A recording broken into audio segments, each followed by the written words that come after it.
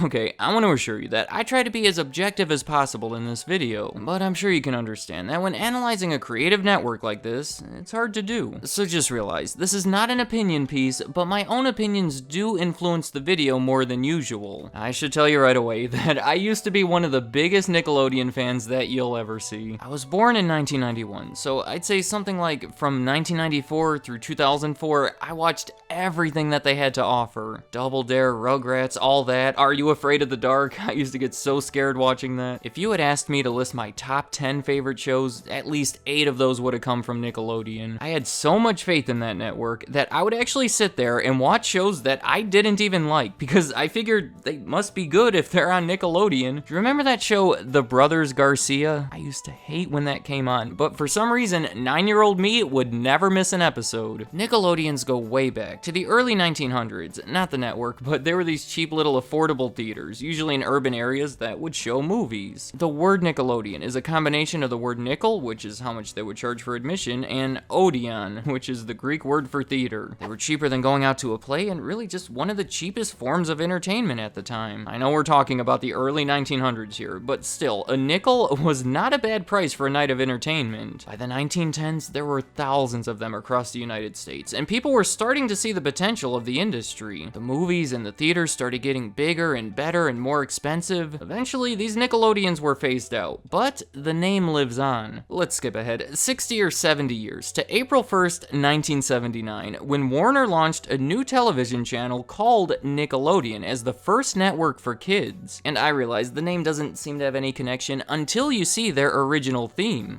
Introducing Nickelodeon.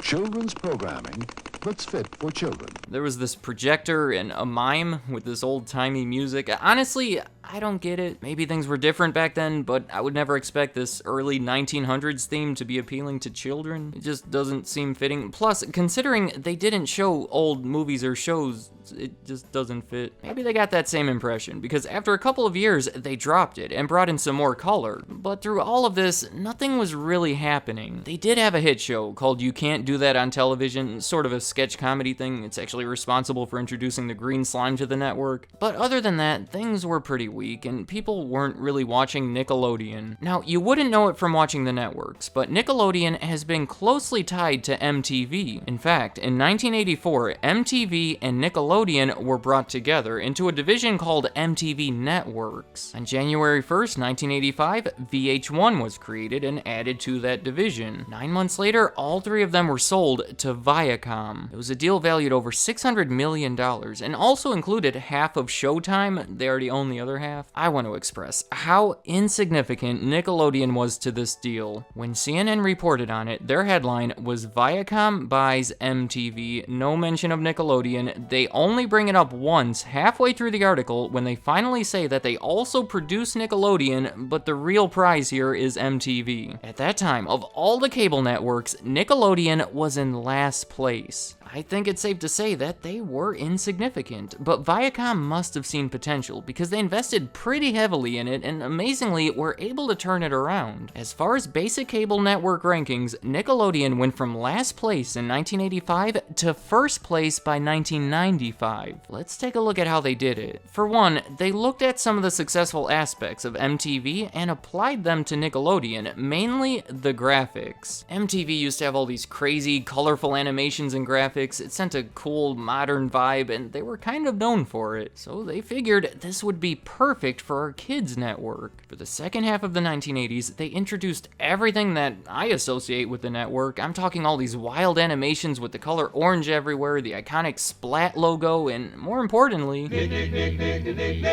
they also introduced Nick at Night, which was just a bunch of old sitcoms that they would air later in the day when all the kids were asleep. Of all their changes in the network, I would say that the most important one came in 1991 when they introduced Nicktoons. You probably know that it's more more expensive to produce cartoons as opposed to live-action shows, but Viacom was finally able to invest, and plus, it's kind of strange having a network for kids without cartoons, isn't it? So I imagine that they saw this as being almost essential. In August of that year, they introduced their first 3 cartoons. They were Ren and Stimpy, Rugrats, and Doug. I'd say that's a pretty incredible start. All 3 are thought to be classics today, and really, I would consider just about any cartoon they made in the 90s to be a classic. We have Rocko's Modern Life, Real Monsters, Hey Arnold, Kablam, The Angry Beavers, Cat Dog, The Wild Thornberries, Rocket Power, even a few of their later shows too, Invader Zim, The Fairly Odd Parents, Jimmy Neutron, and it wasn't all Nicktoons. What about all this live action stuff? In 1990, they opened Nickelodeon Studios, where they filmed all sorts of live-action shows. Notably, you have Clarissa Explains It All that, Kenan and Kel, not to mention all the wacky game shows like Double Dare and Figure It Out. In 1994, Viacom spent $8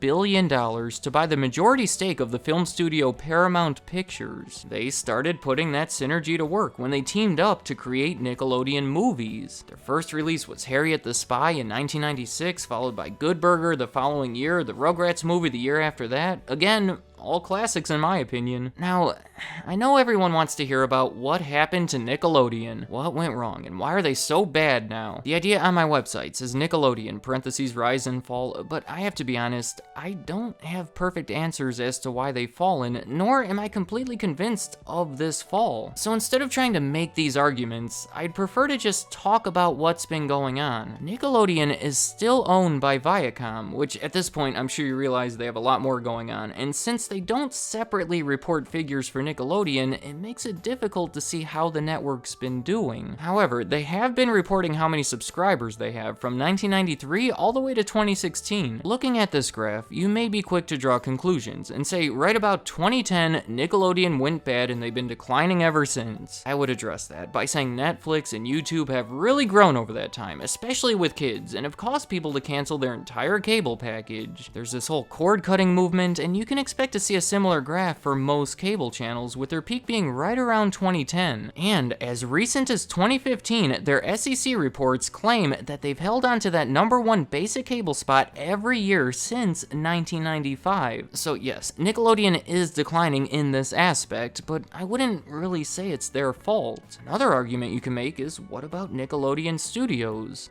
You know, after every show, they would always have that shot of it with the green fountain in frame. I always wanted to go there, and now I'm sad to say that I never will, because they shut it down in 2005, which I know sounds like a bad sign, but they shut it down because the network shifted away from those game shows and the live action stuff that required a studio audience. I'd say the fact that this place is gone means that Nickelodeon is now different, but not necessarily worse. It all starts to get really subjective. A big argument going around is Nickelodeon has gotten lazy. SpongeBob premiered in 1999, evidently on my birthday. It was a big hit, and they've since become far too reliant on it. The creativity is gone, and they're spending all their efforts on what they know already works, and are too reluctant to take any chances on something new. I mean, just looking at the Nickelodeon schedule, about half of their time slots are occupied by SpongeBob. I'm not going to dispute this one too much, because I think there's some truth to it, but I will point out that there's been some pretty respected shows to premiere since 1999. We have Invader Zim and The Fairly Odd Parents in 2001, Jimmy Neutron in 2002, Drake and Josh in 2004, Zoe 101 and Avatar The Last Airbender in 2005, iCarly in 2007. It's not a complete list, but I think you get the idea. Still, over time, it does look like this approach has hindered their creativity, or at the very least, their variety. But there are a lot of people watching SpongeBob, so I'm not so sure the schedule has hurt them financially. I think most would agree that the Nicktoons aren't what they used to be. They certainly don't focus on them like they used to. Same goes for the game shows. A lot of the network isn't what it used to be, but that doesn't necessarily mean it's doing bad. See, this is where things get difficult. I look at this list of Nickelodeon shows, and in my opinion, they start to get bad right around 2004. Drake and Josh I always liked, and that's probably the last one. Then I look at the more recent stuff, and I don't even know what it is. The Thundermans, Game Shakers, Sanjay and Craig,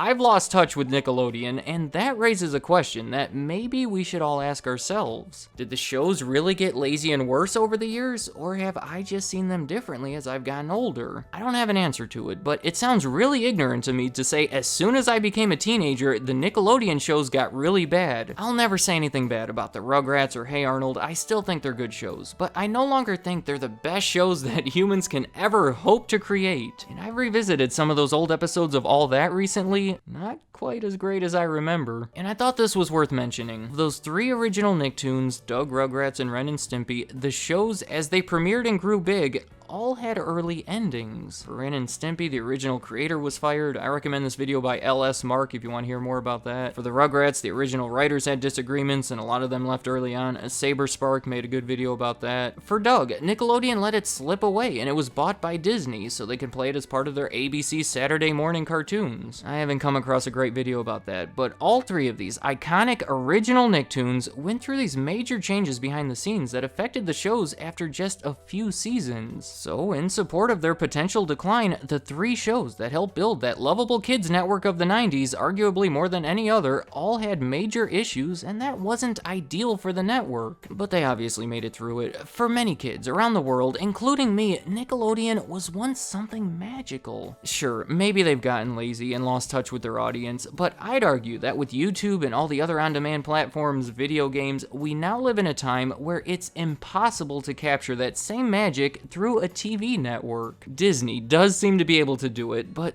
look how much it takes. I know, I'm all over the place here, so let me summarize. The subscription numbers are down, the famous Nickelodeon studios are closed forever, and the shows just aren't what they used to be. But I think that creates a narrative that sounds much worse than it actually is. Maybe they're different, maybe we're different. Let's face it, it's probably a combination of both. Let me know in the comments, what do you think happened to Nickelodeon? I asked the question, but I don't know who can really answer it. At this point, you're either too young or too old to see it from both sides. And I know you may have clicked on this video hoping for some conclusive answers, but I don't have them, nor do I think they really exist. Instead, my intention today was to provide some information on the subject along with some speculation, personal experiences, perceptions I've shared, so I encourage everyone else to share the same thing. What were your favorite Nickelodeon shows? What were your least favorite? When did you stop watching? Or are you still watching? I'd like to hear what you have to say. Me and SpongeBob have the same birthday.